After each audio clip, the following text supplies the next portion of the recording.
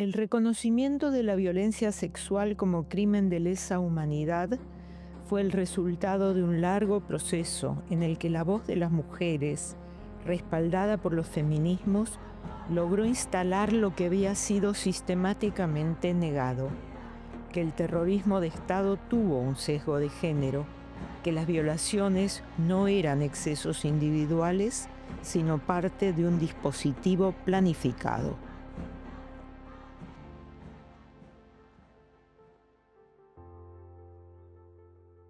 Cómo pensar la relación entre memoria, derechos humanos y democracia. ¿La memoria está alojada en el pasado o tiene algo para decirnos acerca del futuro? En el episodio de hoy, Elisabeth Schelin, socióloga, académica feminista y referenta en el campo de los estudios de memoria. Parte de su obra está compilada en la antología Las tramas del tiempo. Biblioteca para armar. Conversaciones sobre libros que hacen memoria. Conducción, Ana Cacopardo. Un podcast producido por la Dirección General de Cultura y Educación de la Provincia de Buenos Aires. Pensaba cómo arrancar esta conversación y me parecía que esa voluntad que siempre expresaste de no disociar la vida personal, la autobiografía de la vida académica, cómo se enlazan, ¿no? Y empezar por ahí implica ir a una pregunta como fundante, que es ¿por qué hacemos lo que hacemos? Para alguien que como vos tiene una extensísima trayectoria en el campo de lo que podríamos llamar es los estudios de memoria, el campo de los derechos humanos, algo de eso está aquí, en las tramas del tiempo, en esta compilación. Pero si vamos a esa pregunta, Yevi, que es un poco el humus donde echa su raíz lo que has hecho estos años, ¿no? Las motivaciones más profundas, ¿cómo las rastreas? Wow, flor de pregunta o flor de incitación a la reflexión. Es lo que no está acá, es el contexto. Pero ¿no? bueno, quizás lo que una puede decir para empezar es que a lo largo de muchas décadas de trabajo y muchas décadas de vida y muchas décadas de compromisos diversos con, con el bien común, con la esfera pública, yo me fui dando cuenta, no era desde el siempre, que estos tres pedazos, la vida personal, la vida académica y la vida cívica, llamémosla para ponerle una palabra amplia, yo no las puedo separar en mí misma. Una puede ser investigadora y hacer buena investigación, que yo la llamo burocrática. O sea, alguien te encarga o el campo te dice, publicás y haces y qué sé yo. Es muy diferente cuando vos lo sentís como parte de tu ser, de vos misma. Ahí donde hay pasión. Pero más específicamente lo que me preguntás sobre los temas de memoria, los temas de derechos humanos, los temas de ciudadanía, yo lo puedo rastrear en mi propia vida, en el sentido de que yo no conocí a mis abuelos, ninguno de mis abuelos, y pocos de mis tíos, porque todos murieron en manos de los nazis en Europa, en la Segunda Guerra Mundial. Y mi familia más directa, mi mamá, mi papá, fueron hijos y hermanos de aquellos que no estaban. Entonces toda mi infancia fue una infancia de sentir pérdidas, inclusive de recibir refugiados en la casa.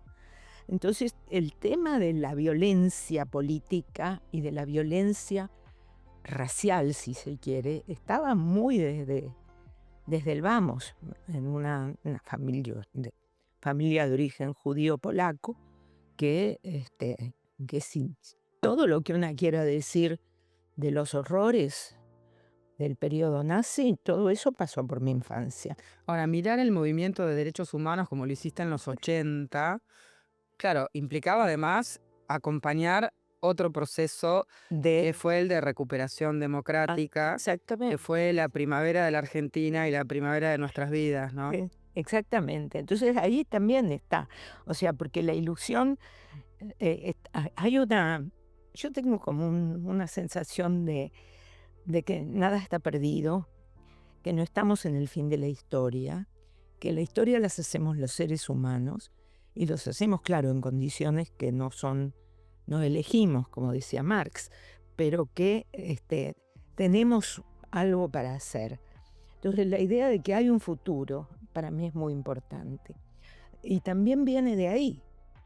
Sí, hubo horrores, y hubo horrores acá en la dictadura, horrores terribles.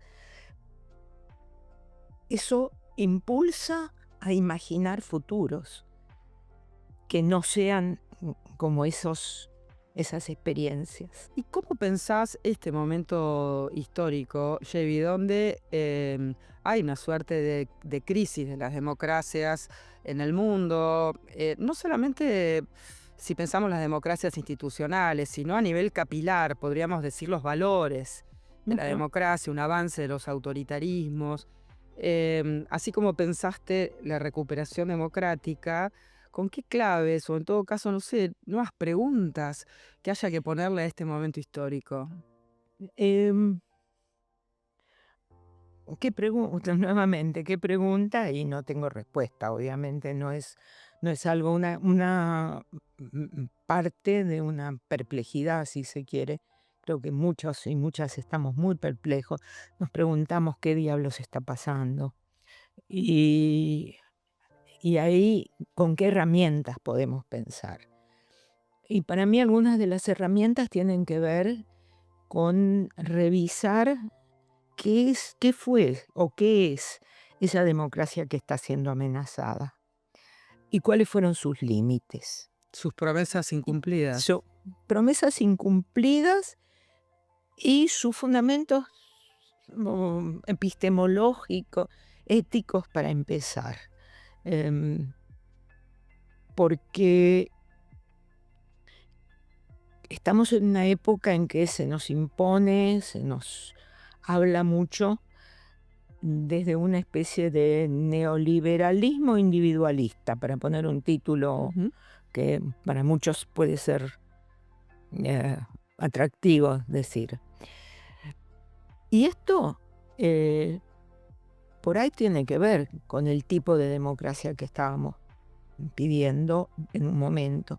En un momento pedíamos una democracia que pudiera, que era más bien de tipo formal, que pudiera tener instituciones. Instituciones quiere decir eliminar arbitrariedades, que haya normas aceptadas en principio. Con esas normas aceptadas en principio, no entraba en ese modelo, por ejemplo, un objetivo o una ilusión de igualdad social. Entonces yo creo que aquí hay un desequilibrio grande, porque me parece que el tema de las desigualdades sociales es uno de los ejes de lo que nos está pasando hoy. Quizás entonces la pregunta, O sea, va más para el haya capitalismo que para Exacto. el régimen político. nos tendríamos que preguntar no solamente por esta democracia, sino pensar esta democracia o la democracia y esta suerte de capitalismo salvaje cada vez De más paz más salvaje. excluyente que Exactamente. habitamos. O sea, lo Quizás llamamos el neoliberal por sí. decirle algo, pero es mucho más profundo. O sea, yo creo que aquí hay una embestida de lo que vos lo llamás capitalismo salvaje. Históricamente siempre se habló del capitalismo salvaje antes de que hubiera leyes laborales, antes de que hubiera alguna regulación de ese capitalismo salvaje. Estamos volviendo a un capitalismo salvaje. Y ahí la idea de que viene muy ligado al individualismo, sálvese quien pueda, cada uno que se las arregle como quiera, y una desvalorización del Estado nuevamente. Y en esa desvalorización del Estado, porque durante el periodo, digamos, la la primavera democrática, pusimos en el Estado un montón de expectativas, de reclamos, de decir es mi derecho, el Estado tiene que garantizar y tiene que garantizar esto y esto y esto y esto y esto y esto, y la lista se vuelve interminable. Y pasó otra cosa, que lo que aparecieron fue un montón de movimientos sociales, un montón de grupos con identidades específicas. Y empezamos las mujeres, pero también los pueblos originarios, las diversidades sexuales, los afrodescendientes, o sea, un montón de categorías sociales muy subordinadas, muy oprimidas, que de pronto pedían también sus derechos. Y que me parece muy bien. Eso fue toda esta movida de los movimientos sociales que estamos presenciando todavía, Pero vos ves ahí una pero fragmentación hay una fragmentación total. enorme. Ujú. O sea, ¿dónde se junta? Bueno, hay Y- que ver si la noción de derechos humanos ampliada puede ser un camino quizás de articulación Pero posible. hasta ahora lo que ha sido es, mis derechos son derechos humanos, los tuyos son derechos humanos y los del tercero también son derechos humanos. Entonces todos luchamos por derechos humanos, pero cada uno en su quinta. Bueno, ahí hay una pregunta, ¿eh?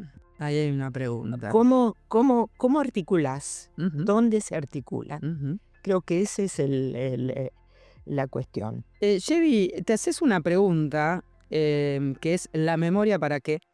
En luchas por el pasado.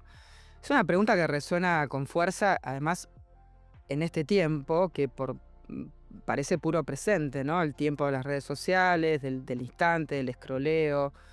Em, Vuelvo a la pregunta, ¿cómo resuena? Porque vos la planteás como una pregunta abierta. Yo lo que ¿La pasa, memoria para qué? lo que pasa es que una puede pensar en memoria como algo concreto. Memoria es, me acuerdo cuando yo empecé a caminar y no sé qué, o me acuerdo, la memoria histórica que San Martín cruzó los Andes, o que hubo desaparecidos y cuántos hubo en la Argentina. O sea, digamos, acontecimientos personales o acontecimientos sociales y políticos que están en el relato, vinculados con el pasado. Eh, y como contenidos. En realidad, si pensamos en el devenir humano, la memoria no es algo concreto. La memoria vivimos con memoria, si no, no somos nosotros mismos. Entonces, vivimos con memoria. La memoria no es algo concreto, la memoria es una especie de mecanismo de continuidad en el tiempo. Entonces, yo no puedo. Vos has trabajado mucho con fotografías en tus entrevistas de hace años. ¿Cómo sé que soy yo en esta foto? O sea, hay algo en la memoria que me permite decir, esta que está acá y que tiene 3 años, soy yo. O es tal cosa. Entonces, ahí hay un mecanismo de memoria, pero que no es un contenido específico. Lo que Entonces, estás la memoria diciendo- es herramienta de vida. Claro, o sea, lo que estás diciendo entonces es que la memoria no está alojada en el pasado. No, la memoria es presente. La memoria es cómo interpreto yo, o el yo colectivo, qué sentido le doy a algo que pasó. Pero eso sucede hoy. Y ¿Qué sentido le doy normalmente, desde este presente? exacto, pero además, o sea, el tema de las memorias es que combina pasado, presente y futuro. Porque yo yo individual, yo colectivo, lo que quieras, interpreto, le doy sentido a algún pasado, no en un vacío, sino en función de mi posición presente, que siempre tiene también, y esto es algo que nos hemos olvidado, yo creo que parte de la crisis de hoy tiene que ver con esto, en función de un horizonte futuro y de deseos de futuro, porque luchamos hoy en función de un futuro. Y yo creo que una de las cosas de la situación de crisis que estamos viviendo en los progresismos, en el mundo que nos toca vivir, es que perdimos la proyección de futuro. Vos decís que la memoria rompió un poco su lazo presente-futuro. Exactamente. O sea, poner más énfasis en el pasado nos ocluyó, no sé con qué mecanismo psicosocial, mental, no tengo la menor idea, la imaginación de futuros. Y entonces yo creo que el desafío hoy, en estas tramas del tiempo, como se llama ese libro, porque a mí las temporalidades me preocupan muchísimo y me ocupan y me entusiasman, es volver a traer al futuro en el presente. Y vos te nombrás feminista, no siempre, pero hace ya muchos años te nombrás desde ese lugar. ¿Qué aportes hizo el feminismo, los feminismos, para iluminar de maneras nuevas el pasado reciente de la Argentina, en particular el terrorismo de Estado? Lo que las visiones feministas pueden dar en todo el tema de las memorias de las dictaduras y del terrorismo de Estado. Del terrorismo de Estado. Sí, una parte es como el contenido, si se quiere, es decir, las mujeres fuimos víctimas, las violaciones fueron ocultadas y hubo mucho silencio.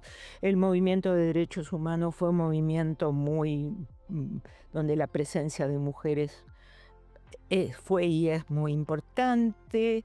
El tema del familismo en el movimiento de derechos humanos ha sido fundante, que madres, abuelas, familiares, hijos, o sea, todos, como que el protagonismo y la legitimidad de la palabra estuvo, y esto yo lo critiqué y lo sigo criticando mucho, me parece que hay una deficiencia, si se quiere, una incomplitud, porque el tema de las violaciones en la dictadura, de las violaciones a los derechos humanos y del terrorismo de Estado,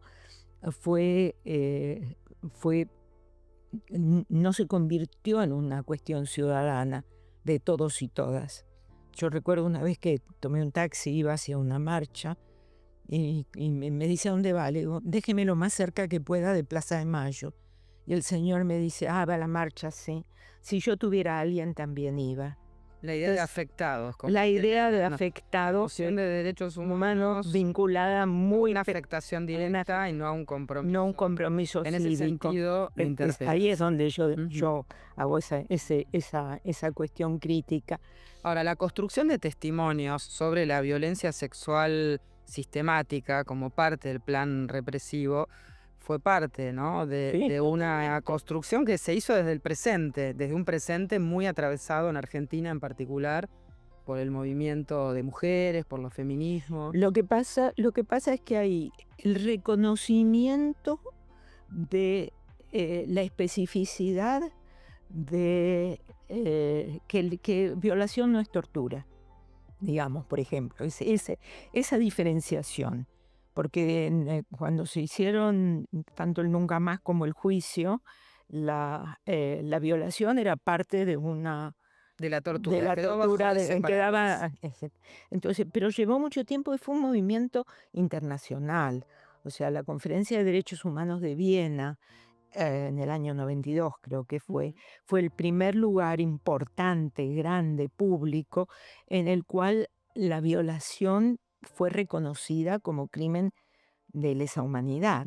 Y ahí pero estaba basado en la violación sistemática en los Balcanes, en la guerra de los Balcanes. Exacto. Entonces hay todo un movimiento internacional, del cual el movimiento feminista argentino es totalmente parte de eso, que llevó a que todo el tema de la violencia específica, violencia de género en guerras y en dictaduras y en regímenes terroristas, y después hablar de violencia de género en términos más amplios, incluyendo las violencias interpersonales, familiares o lo que fuera, y hablar de femicidio y todo esto, es todo parte de una misma tendencia, de un mismo proceso. Que también iluminó el pasado. Y después, como memoria es presente y no es pasado, el pasado se reinterpreta, se resignifica, se le dan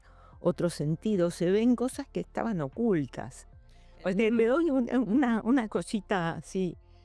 O sea, ahora con la película 1985 y con todas las cosas que estamos viviendo, 40 años del juicio a los excomandantes este año, y hubo bastantes cosas vinculadas con esa. Si uno mira, eran todos hombres. Los jueces eran todos varones, los fiscales eran varones. O sea, el protagonismo, pero también en la CONADEP fue así. En la CONADEP había una mujer que fue Magdalena Ruiz Guiñazú y después eran todos varones.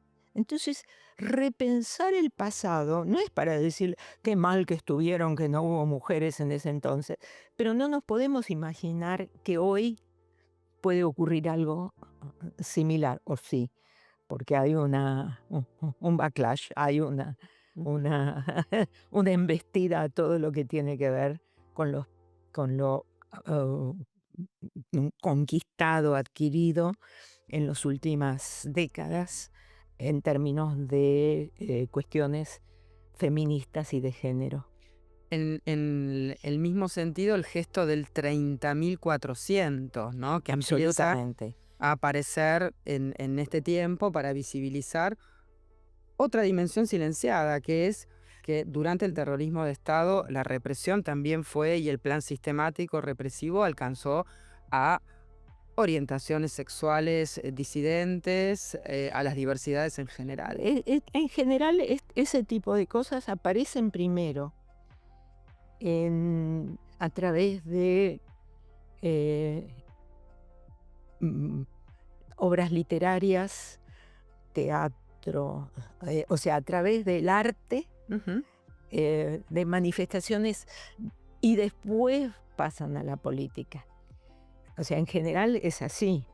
Y después se convierten en movimientos sociales. Son pequeñas expresiones que dieron este 30.400 que surgió en Córdoba en un momento.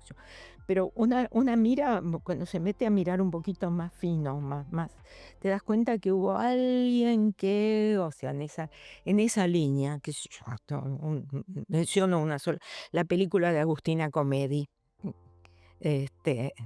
sobre su papá.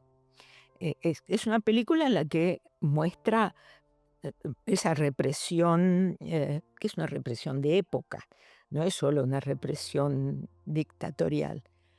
O sea que la dictadura, lo que estaba haciendo, el terrorismo, estaba englobado en una manera de ver la disidencia o las orientaciones sexuales llamadas disidentes como perversas, tan perversa como ser guerrillero.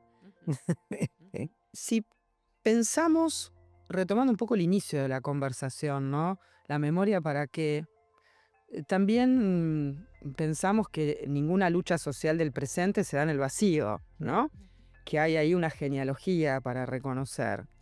Y pensaba, ¿no? Vos que miraste tanto el movimiento de derechos humanos en los 80, que tuvo mucha vitalidad, mucha creatividad, ¿no? Si lo pensamos incluso en clave de imaginación política, en un momento donde se luchaba contra la impunidad, pensemos al movimiento de derechos humanos que reclamaba justicia y nadie se los regaló, fue una disputa, ¿no? Pienso en los juicios por la verdad, cuando no se podían hacer los juicios penales, se inventaron los juicios por la verdad, que fue una manera de juntar información, de estar preparados para el momento en el que llegaran los juicios penales. O pienso en los scratches que inventaron los hijos, ¿no?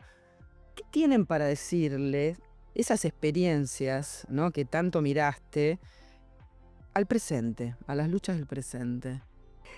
Los 80 fueron años donde lo que se pedía era institucionalidad.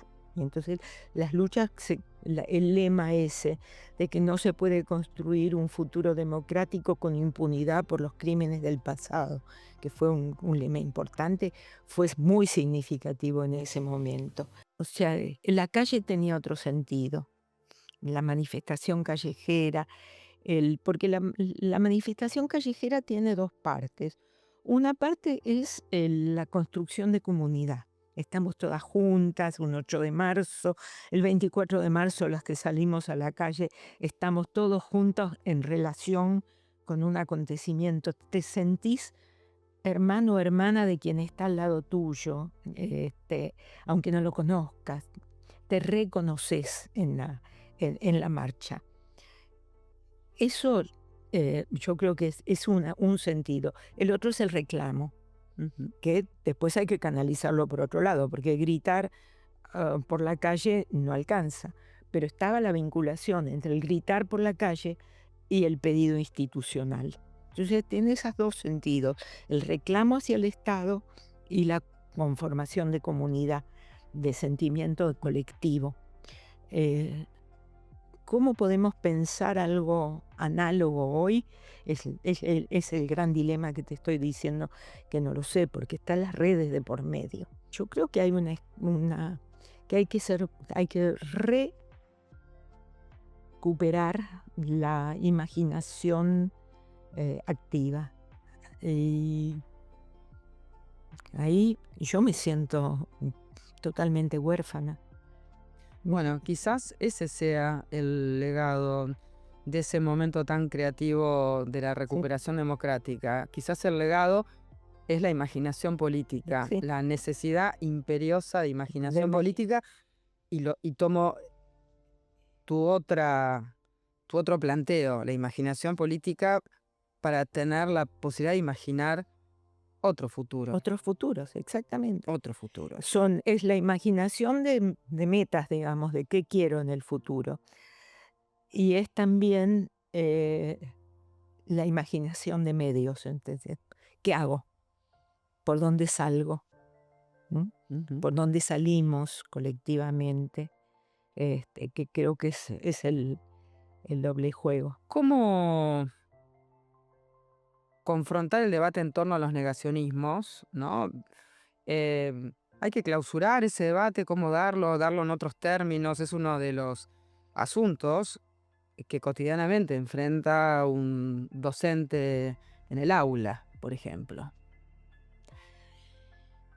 Yo creo que la palabra negacionismo está bastante mal usada, porque lo que tenemos, puede haber que niegan lo que pasó, pero hay otros que reivindican lo que pasó. Bueno, el negacionismo es el matiz que introducís, me parece muy relevante, claro, porque la segunda cuestión es exaltar y reivindicar lo que sucedió. Yo veo bastante de eso, ¿eh? Entonces lo que hay que hacer ahí hay una labor casi de historiador o historiadora de contar lo que pasó. Aquellos que te dicen no. Entonces, contar, digamos, mostrar qué es lo que sí ocurrió. Y el contexto histórico, ahí sí, la labor docente es muy importante, porque son los docentes los que van a transmitirle a los chicos y a las chicas lo que pasó. Y en mucho de lo que pasó, los datos están. Bueno, está el debate en torno a la cifra, a los 30.000, ¿no? Pero ahí quizás la noción de negacionismo viene muy ligada al debate en torno a la cifra, ¿no? Bueno, pero ahí se puede ver en YouTube un video cortito que yo uso mucho. Vera Harach, una madre de Plaza de Mayo que murió hace muy poquito, cuando vino Angela Merkel, que era la canciller alemana, y estaban en el Parque de la Memoria acá en la ciudad de Buenos Aires, la increpó con el cartel "Son 30.000", y en una conversación es una perlita esa conversación, Vera le dijo, los que saben cuántos son los militares, que nos digan dónde está cada uno. Y entonces nosotros decimos son 30.000, pero los que realmente saben cuántos son los militares, que vengan y nos digan. Y entonces ahí vamos a ver si tenemos que revisar el cartel. Una perla. Una perla, ¿entendés? Walter Benjamin escribió alguna vez que la memoria viene del pasado y relampaguea para iluminar el instante de peligro del presente. ¿Cuál es para vos, Chevy, el instante de peligro de este presente que habitamos? Y ya lo estuvimos hablando. O sea, las arbitrariedades autoritarias están ahí nomás, detrás de la puerta. Y creo que el peligro y que esos iluminaciones del pasado, de mirar hacia el pasado, tienen que prevenirnos de estas situaciones del presente que son muy amenazadoras, pero que, digamos, creo que si tuviéramos la posibilidad de recrear la imaginación política, como vos decís, sería un gran antídoto y sería una de esas iluminaciones que nos ayudan en el presente. Gracias, Chevy. Como siempre, un placer conversar contigo. Bueno, gracias a vos. Y sí, espero que la gente que pueda ver esto imagine. El libro Las tramas del tiempo, de Elizabeth Gelin, forma parte de la Biblioteca para una Pedagogía de la Memoria de la Dirección General de Cultura y Educación de la Provincia de Buenos Aires. Para los estudios de memoria, queremos recomendarles otro libro fundamental, La memoria, entre la política y la ética, que reúne escritos, entrevistas y conferencias de Héctor Schmuckler, uno de los intelectuales más lúcidos de nuestro país y además, padre de un joven desaparecido durante la última dictadura. Esto fue Biblioteca para Armar. Conversaciones sobre libros que hacen memoria. Un podcast de la Dirección General de Cultura y Educación de la Provincia de Buenos Aires.